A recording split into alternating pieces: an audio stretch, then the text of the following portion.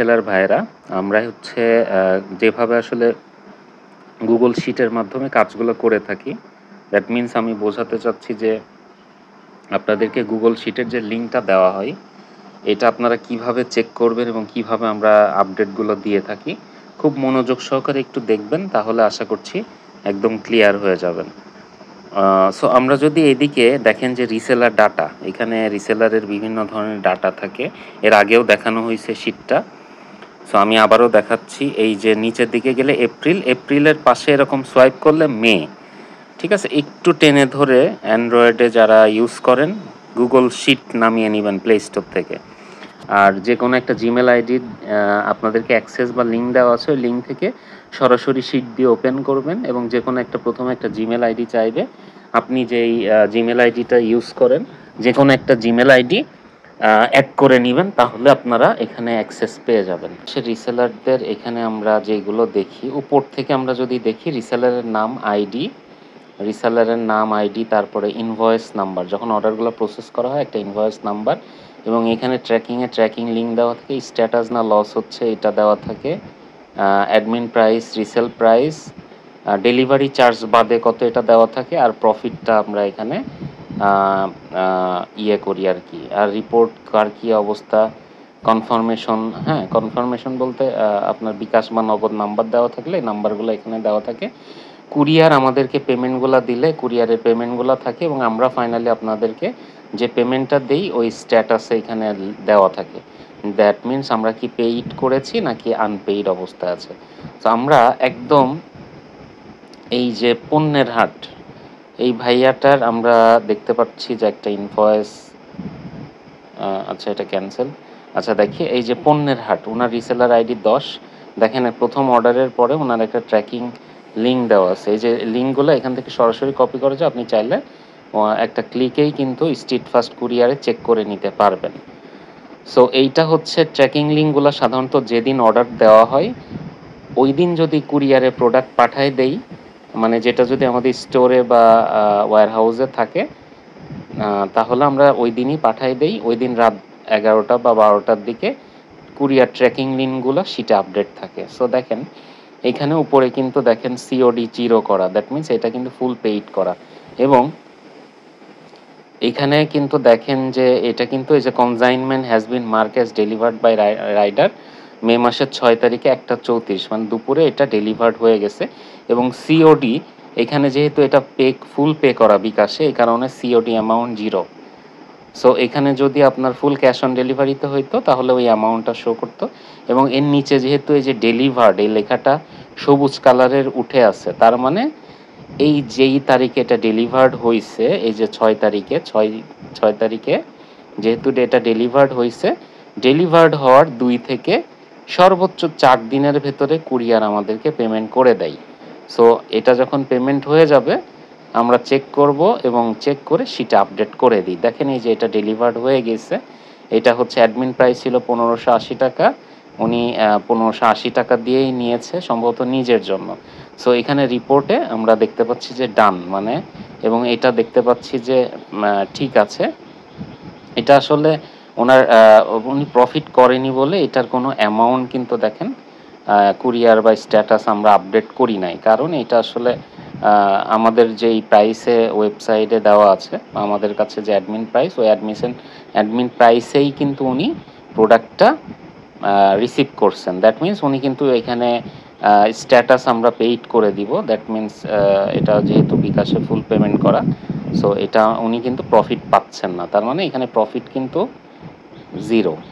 So আরেকজন আমরা reseller কোনো ভাইয়ের একটু দেখি, এ দেখেন পার্থ জোদ্দার ভাইয়া মে মাসে একটা অর্ডার সাবমিট করছিল, এই যে আমরা যদি ট্র্যাকিং লিঙ্কটা চেক করি তাহলে দেখতে পাবো যে সিওডি অ্যামাউন্ট ছিল 1080 টাকা, এবং দেখেন এটা 6 তারিখে মার্ক অ্যাজ ডেলিভার্ড হয়ে এইখানে ডেলিভার্ড লেখাটা সবুজ হয়ে গেছে, তার মানে অবশ্যই এটা উনি পেমেন্টটা পেয়ে গেছে, কারণ এটা 6 তারিখে ডেলিভার্ড হয়েছে, 7-8 আমরা এটা পেমেন্ট ওনাকে কনফার্ম করে, দেখেন ডেলিভার্ড, এবং এটা লাভ নাকি লস হয়েছে ডান। অ্যাডমিন প্রাইসটা ছিল 770 টাকা, মানে ডেলিভারি চার্জ বাদে, আর রিসেল প্রাইসটা 950 টাকা, উনি 180 টাকা প্রফিট করছে। সো এটা রিপোর্ট হচ্ছে কমপ্লিট, এটা আমরা পাঠানো হয়েছে এবং আমরা এটা দেখেন কুরিয়ারও আমাদের পেইড করে দিছে আর আমরাও তাকে পেইড করে দিছি। ঠিক এইভাবেই আসলে শিটগুলাতে আমাদের রিসেলার যারা ভাই ব্রাদার আছেন তাদের আইডি সহ কিন্তু আমরা প্রত্যেকটা অর্ডারের আপডেটগুলো রেখে দেই। অনেক অর্ডারের আপডেট রাখা হয় না, দেখা যাচ্ছে যে ওয়েবসাইটে সে যদি নিজের জন্য অর্ডার করে, দ্যাট মিনস অ্যাডমিন প্রাইসে যদি অর্ডার করে তাহলে ওইটার হিসাবটা আসলে সব সময় রাখা হয় না, কারণ আমরা যেহেতু এটা পেমেন্ট দিতে হচ্ছে না, অনেক সময় শিটে আপডেট নাও থাকতে পারে। বাট আপনি যদি আমাদের কাছে কোনো পেমেন্ট পেয়ে থাকেন কোনো রিসেলার ভাইয়েরা, তাহলে অবশ্যই আমাদের শিটে সেটার আপডেট থাকবে। অনেক সময় মিস হতে পারে, অনেক সময় ওয়েবসাইটে থাকলে দেখা যাচ্ছে তাড়াহুড়ার কারণে শিটে উঠানো নাও হতে পারে, বাট আমরা চেষ্টা করি সাথে সাথে এটা প্রসেস করা। এটা আপনারা অবশ্যই শিটগুলো চেক করবেন এইভাবে। সো এরপরে আমরা কাউসার ভাই 46 আইডি উনি রেগুলার অর্ডার করেন। সো এখানে দেখেন ওনার কিন্তু ট্র্যাকিং লিঙ্ক চেক করে দেখতে পাচ্ছি যে 2টা অর্ডার কিন্তু রিটার্ন হয়েছে। উনি হয়তো বুঝতে পারে নাই যে এটা আসলে এই কাস্টমারটা ফ্রড বা এই কাস্টমারটা, আমি চেক করে দেখলাম যে কি কারণে রিটার্নটা হইলো। এই কাস্টমার দেখা যাচ্ছে যে ফোন কল রিসিভ করে নাই, উনি নিজে অর্ডার করে নাই, এরকম ফেক কাস্টমার হয়েছে এটা। সো এই কারণে দেখেন প্রথম 2টা অর্ডারে কিন্তু ওনার মাইনাস চলে আসছে, কারণ এটা কিন্তু আমাদের লস হয়েছে। সো আমাদের প্যাকেজিং ডেলিভারি চার্জ টোটালটাই লস। সো এটা অবশ্যই উনি দেখেন আরেকটা অর্ডার ডেলিভার্ড হয়ে গেছে, 100 টাকা প্রফিট করছে। তার মানে ওনার 260 টাকা থেকে 100 টাকা আরও কমে গেল, তার মানে উনি এখনও 160 টাকা আমরা তার কাছে পাই। বাট তার আদার্স অর্ডারগুলো যদি ডেলিভার্ড হয় তাহলে প্লাস মাইনাস করে হয়তো একটা উনি প্রফিট পাবেন আশা করতেছি। এই কারণে আপনাদেরকে বলা হয় অবশ্যই এটা হচ্ছে কুরিয়ার মানে কাস্টমারের ফোন নাম্বারগুলো চেক করে নিয়ে, ভালোভাবে চেক করে নিয়ে তারপরে অর্ডারগুলো সাবমিট করা উচিত, কারণ কাস্টমারের কুরিয়ার হিস্ট্রি বা কুরিয়ার রেশিও বা কুরিয়ার যে ইয়েটা সেটাতে কিন্তু একটা রিপোর্ট পাওয়া যায়। সো এটা ফেক নাকি রিয়েল কাস্টমার আমরা বুঝতে পারি। সো এইভাবে আমরা দেখতে পাবো যে আইডি 57 লাস্ট আমাদের রিসেলার ভাই নতুন একজন, উনি 2টা প্রোডাক্ট অর্ডার করছেন। সো ওনার কিন্তু এই প্রোডাক্টটা আজকেই অর্ডার করছেন। সো আমরা হচ্ছে দেখা যাচ্ছে যে এই ট্র্যাকিং লিঙ্কগুলো আপডেট করে দিব আজকে হয়তো রাত 10টার পরে বা 12টার ভিতরে শিটে আপডেট করে দিব। সো তখন এই শিটে আপডেট করলে এখানে এটা হবে প্যাকেজিংয়ে চলে যাবে। সো আমি একটু আপনাদেরকে দেখাই, যদি কোনো প্রোডাক্ট আমরা প্রসেস করি, হ্যাঁ, যে অর্ডারটা প্রসেস করা হয়েছে মানে আমরা কুরিয়ারে বুকিং দিচ্ছি, তখন এটা প্রসেসিংয়ে চলে যায়।